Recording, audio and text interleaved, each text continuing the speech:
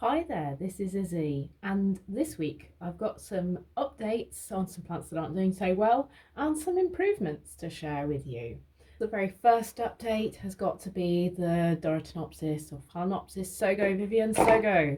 It was looking pretty dire when I put it into the setup to try and rescue it, and unfortunately, yeah, it's a very gone plant. I don't know when I'll next get the opportunity to buy one of these, so I'm quite sad that this plant has given up the ghost.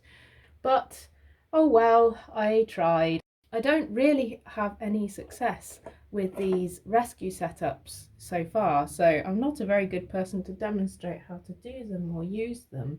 I just don't seem to be able to get them to work for my orchids. Oh well. Second up, unfortunately, it's another of my orchids that isn't doing so well. This is the This is the Benibotaru or Benibotaru, which unfortunately got some instances of crown rot in the little growths off to the sides, and now it appears to be systemic and throughout the plant. So as you can see, the rot has progressed up through the centre and that plant is gone.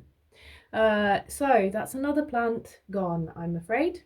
But on a different note, the Nook Dendrobium is sort of 50-50, doing well and doing not so well. So as you can see, I've repotted those two plants into a single pot as recommended by Orchid. Unfortunately, one of them seems to have acquired crown rot, and I have treated it with cinnamon inside the crown, and I've removed various leaves as we've gone along, including that one, there we go, and tried to take out the rotting crown, but I don't know.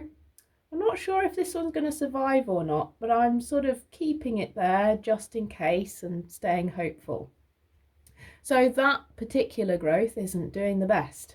However, the one on the far side is actually doing very nicely. It's got a few new leaves. Some of those it has actually grown since leaving the mother plant. However, if we look down into the pot down here, we can see very little root growth. Growing root tips can shrivel and die if they don't have all the moisture that they want and need to keep going. So the fact that these just have tiny little nubbins of green on the end of them does mean that they are probably a bit drier than I would want at the surface of the medium there. So what I'm going to do now is just replace the top layer of bark with sphagnum moss. Great, so as you can see, that's quite a bit of sphagnum moss packed in a nice layer at the top of the pot. What this should do is increase the humidity around those root tips for this plant. The other nice thing about sphagnum moss is that it creates a slightly acidic environment, and some of the orchids in my collection really like that acidity, and so they grow better with a little touch of sphagnum moss. So I'm looking forward to seeing how this one does over the next couple of weeks, and hopefully at least one of these Dendrobium Nooks will survive. I'm hopeful that this new sphagnum moss is going to do it some good. So from 3 down to just the 1 orchid at the end of this. I hope you've enjoyed this video. If you like it, give it a thumbs up.